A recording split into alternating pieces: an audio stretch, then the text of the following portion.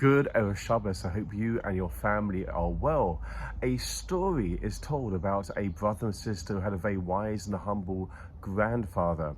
And whatever questions they would ask him, he would always seem to be able to have the patience to answer them, and he'd always seem to have the answer. So the brother and sister had a little discussion. Listen, we must be able to find a question that our grandfather doesn't know the answer to. And they had a little idea. The little girl said, I got a brilliant idea.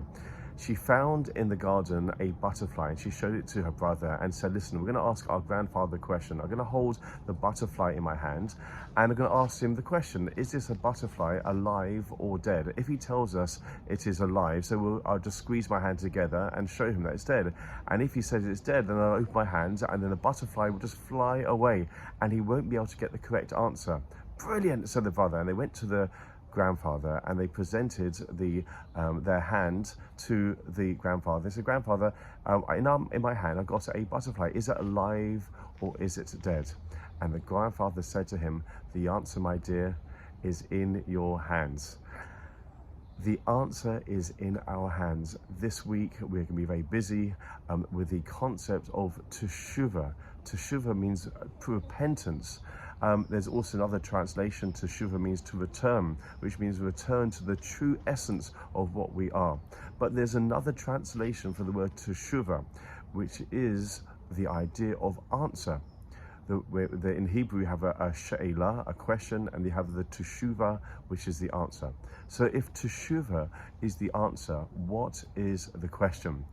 The question is, what am I doing with my life? How am I doing with my life? Am I living up to my potential? Am I being kind? Am I doing the things that the Almighty is expecting me to do? And the teshuva is how we actualize that. Are we going to go out? Are we going to improve ourselves? Are we going to do a bit of introspection and see how we can do life a little bit better?